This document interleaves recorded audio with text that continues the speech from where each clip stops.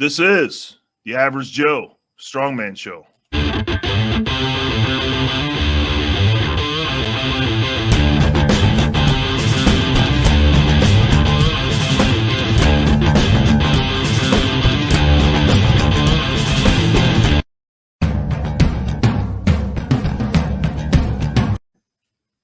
everybody, I am Mike.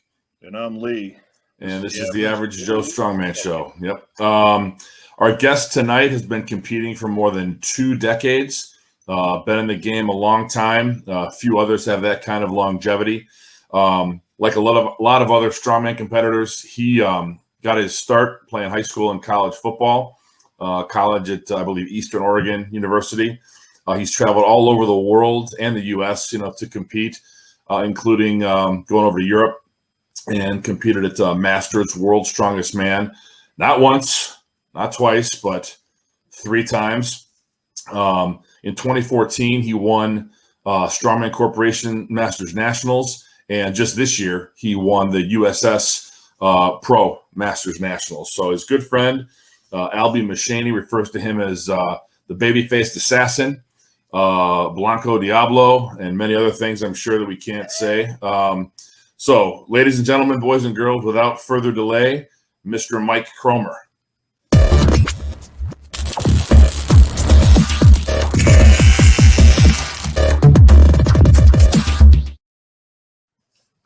There he is. I need you guys to travel with me and be my hype man. That was awesome. I could be louder, too. I mean, I don't need a megaphone, so... All right. Although I will say, I have to admit, Albie wanted me to introduce you as Mr. Lisa Kromer, but I opted out of that. So, man, I wish I'd have known that because I would have done it. I'll remember that when I'm doing his workout next week. There you go. Payback's a bitch. Yeah. What you get. So, hey, as I said in the intro, Mike, you've been in this a long time, more than 2 decades. How'd you get started?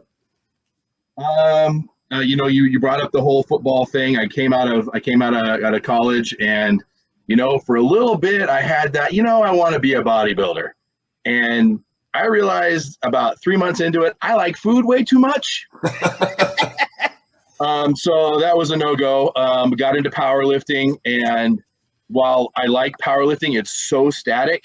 I needed to be able to move and be athletic because I worked for so long to be athletic through high school and through college. Yeah. So Wabdal of all places, Gus Ruthwich put on a strongman show in Bend, Oregon, in conjunction with a powerlifting meet, and I was hooked. I got to meet Ode Haugen down there, which the Vice Grip Viking. I mean, this was back before he actually did World's Strongest Man. Okay. And he invited us to go to Hawaii to do the Beauty and the Beast, which I didn't realize at the time how big that show actually was. It was just a strongman. I was like, this is going to be fun. I'll go. And then, I'm walking around and not realizing at the time the level of competitors I'm going up against. And it was, it blows me away today thinking about it. And, there's a picture floating around of me standing in the front of the competitors. And I think in the picture, there's like 5 guys who go on to win the World's Strongest Man from that Beauty and the Beast contest, just for that 1 year. So, yeah. That's crazy. So got into strongman, got hooked, and haven't looked back. Did you play any sports besides football in high school and college? No, I didn't. I was a football guy. That was it. Yeah. Didn't like wrestling. Wrestling around with smelly, sweaty other guys, just not my thing. Yeah. So, yeah. Vacio's a big fan. Yeah, imagine that. That's a reach. Yeah. So, Mike, looking back in your career so far, I mean, even from the beginning all the way up to now, I mean, if you had, just think about if there were any mistakes that you made, if you had a do-over that you would correct, is there anything you can think of? There's actually a few. Things I warn people against, right? Don't think about training an event specifically for a contest, because stuff changes at contests. You see people posting, well, what's this log? What's the log going to be? Or what's this? What's the height on this? Well, guess what? You may go to a contest and something may change, right, and it can completely throw you off your game. You didn't train for it. So you train around the events. You don't necessarily, I mean, you do the events, but don't consistently always do the event like it's played out at the contest. Yeah. Because it can completely screw you up when you get there. You know, you may not have exactly the right same conditions. You may be on a different surface. That's one of the other things. And then moderating your intensity, right, for your training. You know, not every workout is 100% workout. You got to be able to take those 65%, 50% workouts, make those effective. That's part of the reason why I'm still doing this today, is because I learned, even though I learned later in life, I've been able to moderate the intensity so that I can try and get the most out of my body. You're the second person that said that to us in the last couple of weeks. We talked to Ken McClellan recently. He's the same thing, right? Yep, you gotta take everything in moderation, right? Yep. 100%. Absolutely. Yep. So those are the two biggest ones. Okay. And then the one that I learned, and we'll probably end up touching on this, but I spent a little time with having John Anderson train me, and his deep water method completely opened my eyes as to how far I could actually push myself and what I was able to do.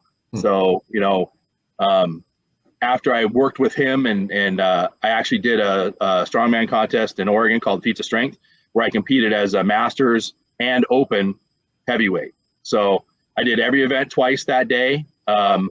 Ended up winning the masters, and I was leading the open until the last event, and they're doing stones, and my back was like, no, you're done. Yeah, imagine that. Yeah. Knowing when to say when is important, especially when you're a masters competitor. Oh my God. Yeah. So I took a first and a second that day. I'm okay with it. So one thing you said, though, I want to kind of touch on this and get your take on this. So I've had people say to me, look, if you're preparing for a comp and you've got, 5 events, you know what those 5 events are. I 100% agree with you that you don't want to train like with specificity for just those events in those conditions at those heights with that whatever, right? But my question to you is, if you've got, say, 8, 9, 10, 12 weeks to prep for a show, are you pretty much hammering those 5 events, or are you kind of doing everything? Because I had one guy say to me several years ago, you got to stay well-rounded. Don't just train those 5 events. And I'm thinking, my take on that is, if I want to do really well at those 5 events, I got to train those 5 events. So I'm just curious what your take is on that. So we do train. So for example, I'm getting ready to go to Federal Way and do the Rainier Pro Classic August 7th. Yep. And it's a pretty heavy show. And there were some things that I've needed to work on, and my levers have changed a little bit because I've had a significant weight loss. So I have had to, in this instance, train a lot more specifically for certain things, but I've thrown in the log. I mean, I was supposed to do an axle press, but I've thrown in the log. It's because it's a good motion, right? Right. It works on things you do for the stones. Sure. Yeah, it has a bunch of crossovers, right? The other thing is, specifically for this contest, we have a deadlift ladder from 13 inches with an axle, but you're loading the plates yourself on your jumps. Oh, wow. Huh. You got 60 seconds to load the plates and do 4 lifts. Yeah, running from 500 to 700 pounds, right? 500 to 700? I think that's what it is. Yeah. 550. Yeah. So, 60 seconds to get that done. Yeah. Wow. That's amazing. So in that instance, that's been one of the staples. So we'll alternate between going up and doing things like heavier triples, 3 to 5 reps, just because that's the range we're in. Okay. 1 week, and then the next week we're practicing loading the plates on and doing lighter runs of 4 steps. So kind of like NASCAR, IndyCar, those pit stops, right? Trying to pretty much, yeah. It adds a whole level of complexity to it, and go ahead. Along the same lines, as Lee's question about mistakes that you've made, what is a common mistake, or what are maybe common mistakes that you see people making as far as strongman? It could be in training, it could be in competition. What do you see people do that you're kind of thinking, I wish you wouldn't do that? PRing in the gym, That's not where you need the PRs, right? It's great if you PR in the gym, but save the PRs for the contest where they actually count. Because there's a lot of guys that'll go to the contest and they'll balk at the contest just because they got all their best lifts in the gym, right?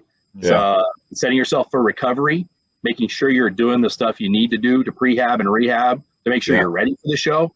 And then I guess the last thing I would say is making sure you bring what you need to the contest with you. That includes the 2 or 3 days leading up to it. So you know that you're eating what you're supposed to be eating and you have all the stuff you need. So you're not panicking, running around, and you're giving yourself what you need to be successful. Mike, do you write your own nutrition plans?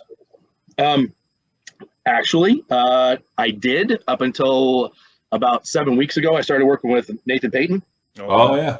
Fantastic guy. Yeah. And it has been an absolute eye-opener. I will tell you, the man's a magician, and I've been able to drop. I'm close to 30 pounds down from where I was at Master Sport Nationals, but I am every bit as strong as I was at that show, and I'm more explosive, and my recovery is better. I'm excited to see what's going to do in like what I've got a little over a week till the February show, so I'm excited to see what's going on. And my guys that I train with me, I'm kind of dragging them along on this journey. And I have a guy that started out at he's like 422 pounds. He just broke under the 400-pound mark. He's a big boy. Cool. But it's doing good things for everybody. So good. Sure. We should point out that this isn't going to air until September. We're not going to post until September. We're talking about August, so this will be like after the fact. But we'll have to let everybody know how you did. Yeah, so. Sure.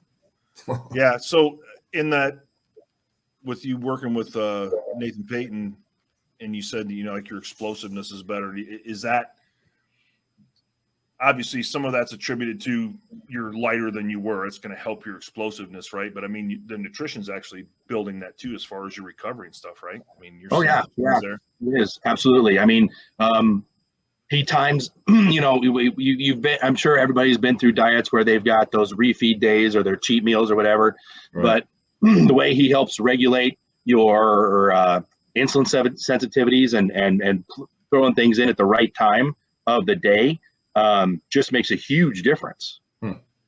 Now, does that change your Precomp feeding pattern too, as far as what you're show coming up? Yeah, so he up to the day before, I think so. He hasn't actually given me what I'm supposed to be doing. I'll check in with him next Wednesday, and he'll give me what he wants me to do. But his last direction was to keep everything on point through the next week, because then like if you've ever like the Stoltmans or whatever, they've talked about eating donuts and stuff like that during the contest. So that's that whole insulin sensitivity and insulin spiking throughout the day for the contest. I'm hoping for some really good results. Awesome. Cool. So I guess we kind of touched on that a little bit. As far as you working with Nathan Payton, are you working with any? I know you're a coach. Are you working with any coaches for yourself? I mean, is that or other than Nathan? Though, I mean, in the past we talked. I did work with John Anderson, and it changed my philosophy quite a bit. But other than that, I've never really had anybody else do my programming. I've always done my own programming. Okay. Awesome. What advice would you give for somebody who's looking for a coach? What should they look for? Well, I'll give you the criteria I used because I've been doing this a long time. I wanted somebody who's got that, been there, done that. I don't want somebody who's got the, well, I kind of did at a level, but John was one of those guys who is a contemporary. He's done multiple things. He knows a pro bodybuilder. He's a pro strongman. He was relatively successful as a pro strongman. Not everybody who is a successful professional athlete is a good coach, right? Yeah. You gotta figure out the guys who are good coaches and good athletes, because they really have an idea of what you're trying to do. Yeah, for sure. And then spinning off of Mike's question, so, and I think the last 3 podcasts we've asked the same question, so I'm curious to get your input on it as well. for a new athlete just getting into strongman, at what point do you think it's what's the best point for them to actually get a coach? Day one. Day one. Day one. Because you don't want to start building. I know, like a couple of guys I'm working with, they started following some workouts and they built up bad motor patterns, right? And they started doing, like, they didn't do over sets of 3 on squats. I'm like, why? That makes no sense whatsoever. Yeah. But they're always using the SSB bar because that's what they saw the guys on YouTube or on social media using. Like, no. So reach out right off the bat, day one. That's like saying, you know, I'm gonna go rebuild my engine, even though I've never rebuilt an engine. But I'm gonna do it myself. I'm not gonna get a mechanic. I'm not gonna. Yeah. I'm gonna go ahead and get started on this today, and then 3 or 4 months down the road, I may reach out to somebody. I don't know. Well, I'm gonna play the guilty party here because there's a lot of shit that I can't do. That I go to YouTube and say, okay, somebody's done this shit before, so let me try to find out what everybody else has done.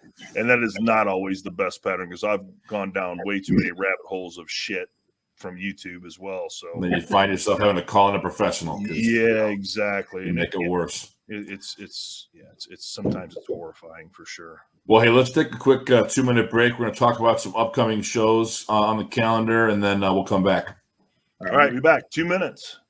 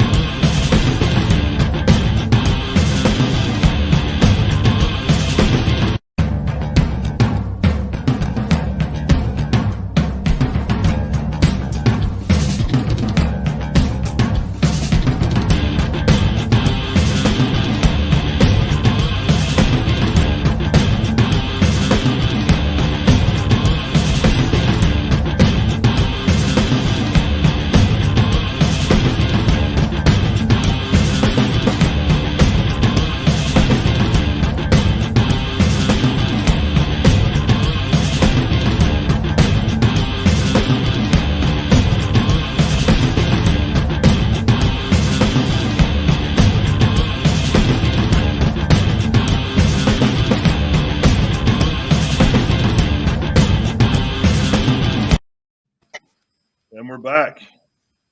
So, Mike, just continuing on with my last question, just taking it the next step further. So, talk about at what point, should a person new to strongman start looking for a coach day one? 100% agree. But taking that to the next level, what advice you give to someone who's looking to find a coach to help them improve as an athlete? What's the qualities that they should be looking for in a coach? You mentioned that they should be walk the talk, right? But can you elaborate on it a little bit? So what letters do they have behind their name? What have they done educationally to get themselves in a good position? Which doesn't necessarily mean they know what they're talking about, but it helps, right? Yeah. And then what level have they competed at? Where did they get to? Do they have any accolades? And then look at the athletes. They should have a stable of athletes that you could refer to. Say, oh, they're doing the right thing. This guy is, and he, you should be able to refer to these people, and they're like, oh, he does great things. Yeah. More than not, right? You're always going to have some people who are disgruntled with what happened. Usually, I'm not gonna throw anybody under the bus, but usually it's on them, not on the coach. Right. Right. Mm-hmm. If the coach is doing the right things and you're not following through with what you're supposed to do, then it's not on the coach, it's on you. 100%. Yeah, for sure. I always talk about communication being a really important skill too. I mean, and I don't mean just being available, like being able to actually communicate, right? When we talked to Ken, he talked about it's not what you know, it's what you can teach, right? Yeah. So being able to communicate, what you're thinking, or as far as training, what you need to do, that's, I think, super important. Yeah, and it provides the level of difficulty, especially when not everybody you train is right in front of you.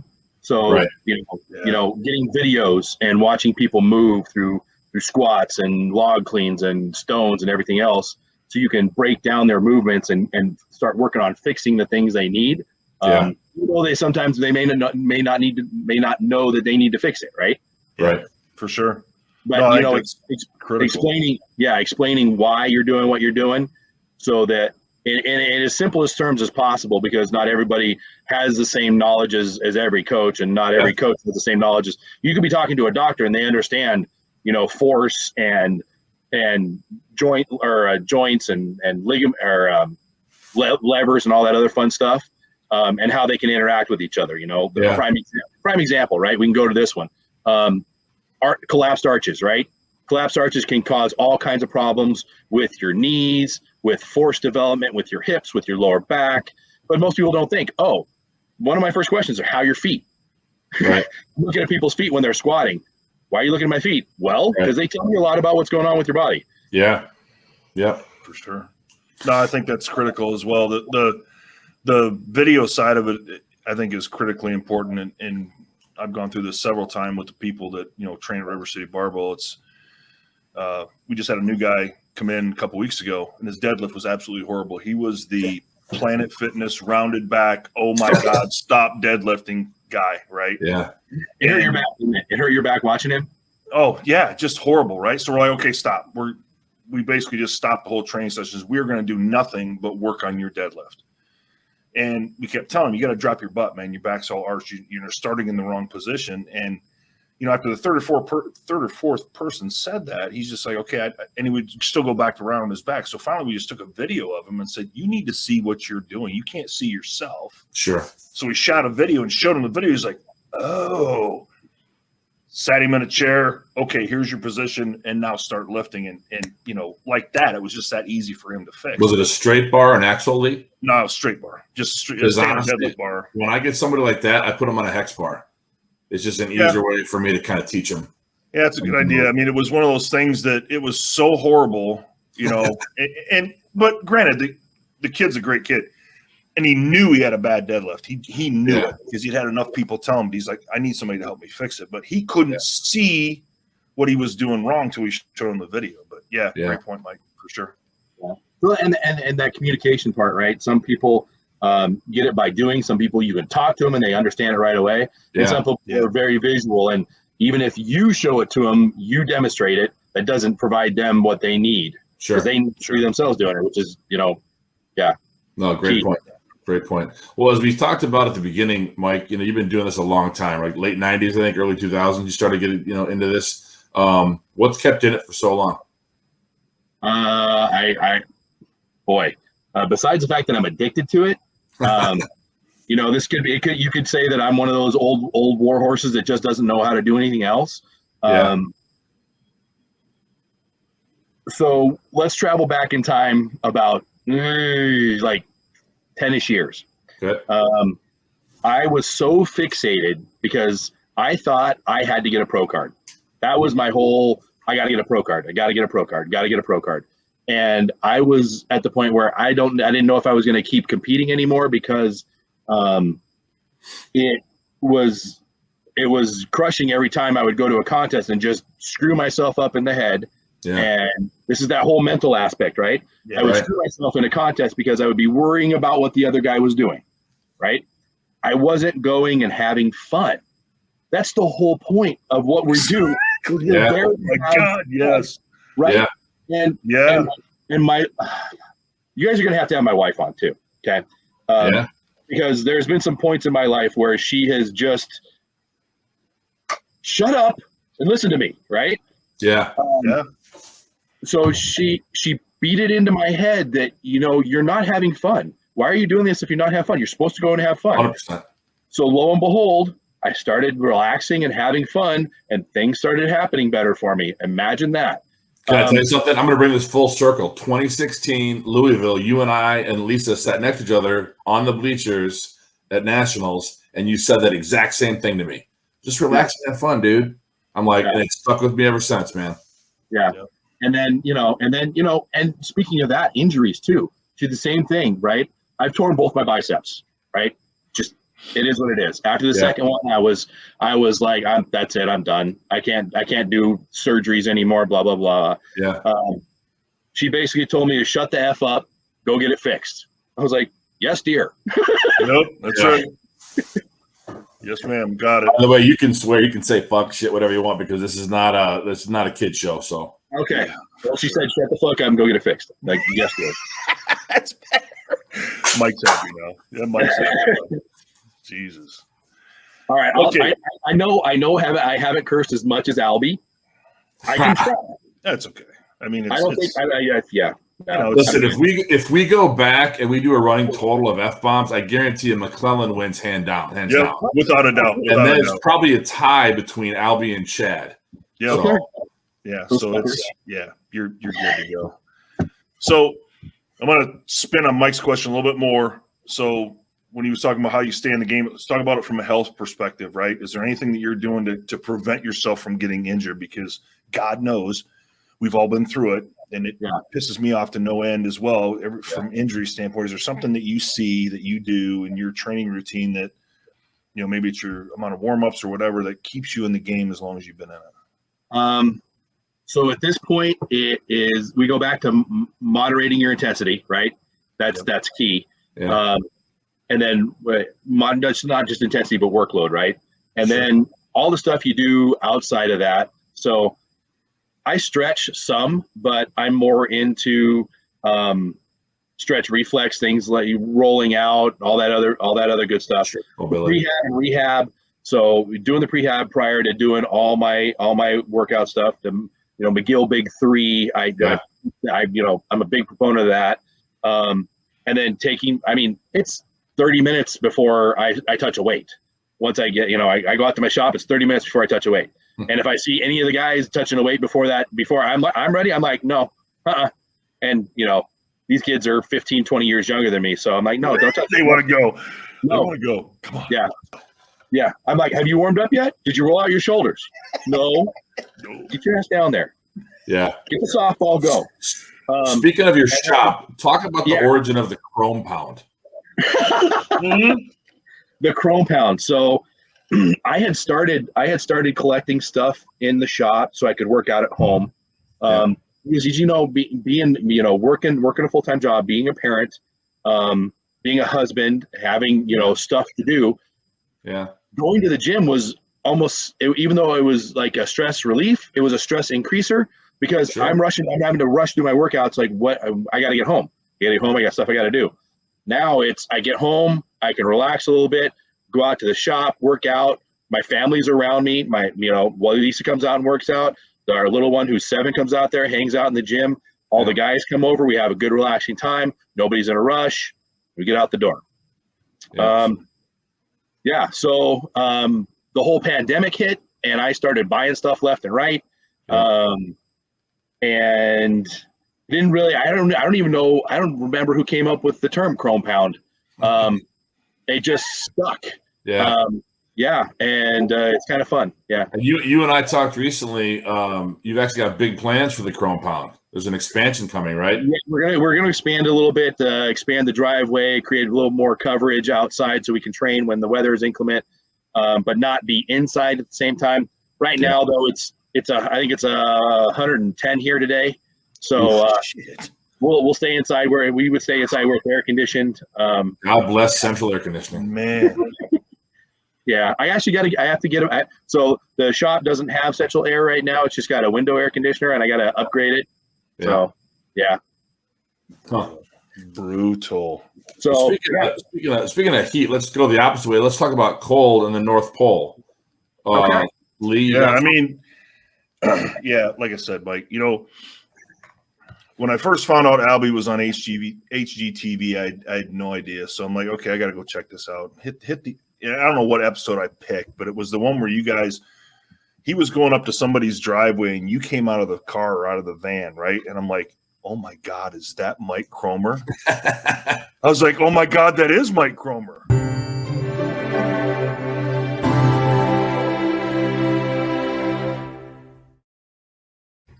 That was the greatest thing ever. Oh my God, yes. I was like, oh my God, that's Mike, and he's in an elf costume. Oh, dude, that made my day. I'm glad it made your day. You know what? I really didn't have a problem putting the elf suit on because even though it's a television show, I'm huge into Christmas. Sure. I mean, just as much as Albie is, I love Christmas. It's my favorite absolute holiday. Awesome. And seeing the reaction on the kids' faces and the parents' faces when they pulled up for the reveals and the stuff that were done, and I'm not crying. You're crying. It wasn't. What are you talking about, man? Yeah, it was good times, and we got 3 more episodes that are going to be done sometime in August. So yeah, looking forward to it. Yeah, that was the greatest thing ever. I mean, you know, I watched the show to see Albie, but I had no idea you were on that show. And then when you came out of that van, I'm like, oh my gosh, this is the greatest day ever. I was like, That's oh great. my God. That's great. Yes. Fantastic. Well, we're coming up on time, but I wanted to ask one more question. I think Lee's got one too. If you were going to tell a novice strongman, Mike, the single most important thing to focus on in training, what would it be? Somebody brand new to the sport. Dude, I hands down, have fun. Okay. Have fun, relax, and enjoy it. Yeah. There's times when it's going to suck. There's times when it's going to go, everything's going to go your way, but you got to be able to relax and have fun when you're doing it. Yeah. I've got a woman I train, and she gets real nervous and keyed up and actually, you know, kind of shit the bed on one of the events at Nationals. And we've kind of decided that what she needs to do is get out there and compete more. Let's hit a few more shows to kind of get those jitters, get those butterflies out of the stomach. But absolutely, have a good time. If you're not enjoying yourself, why do it? So that's great advice. Yeah. For sure. I still get nervous, man. I still get nervous before every. So do I, yeah. Oh yeah. I think that's part of being an athlete, though, right? I mean, I don't know what I would do if I didn't get nervous. Yeah, exactly. I mean, that's just, I think that's all part of it. I mean, my whole athletic career, I can remember being nervous, wrestling, football, everything. It's like, you know, before the first snap, before the first match, it's like, yeah, the butterflies are going. You're going to be nervous. Part of being an athlete, I think. Yeah. Yep. All right. So, Mike, the last thing, I think you and I met, I think the first time I met you was at 2016 Nationals down in Louisville. Where all of us were chasing freaking McClellan all day trying to catch up to him. Yeah. But, you know, when I look back at all the, you know, the competitions that I've been through, and oh my God, it doesn't compare to all the competitions that you've been through. You know, if you look back through all your years of training, all your years of competing, I mean, is there anything in your toolbox, I'll say, that you care to share with a newer strongman athlete that would, you know, maybe a drill or a technique that would help them, you know, even on a specific event to help them improve? The biggest mistake that almost everybody makes is not learning how to handle your core and your lumbopelvic complex and actually making it work and engage, right? Because that's how I hurt my back, or, you know, I hurt my hamstring. So learn about your lumbopelvic complex and that whole area, you know, from your thigh up to your rib cage, right? Because that's your motor. That's what makes you go. Yeah. You create your stability. It creates your force. So learning how to use that and take care of it will give you a lot of tools that you don't know that you actually have, and prevent injuries, hopefully. Yeah. And it'll improve everything, right? Your press, your deadlift. I mean, anything, any moving event, your yoke, your farmer, all of it. Yeah. So focus on it. It's not just about your abs. It's not your abs. It's not your butt. It's everything from, you know, that range from about. learn it, know it, be it. Oh, it be it. Well, Matt, hey, thank you very much for doing this. We love talking to you. We'd love to have you come back. This was great, and I hope that everybody who watches, gets something out of this besides a couple of laughs, because there's plenty of that. But thank you. One other thing, I love this sport and I love giving to the sport. So if any of your listeners ever need help, they need advice, whatever, please reach out to me. I am more than willing to spend time and help you. If you want to get better, I will help you get better.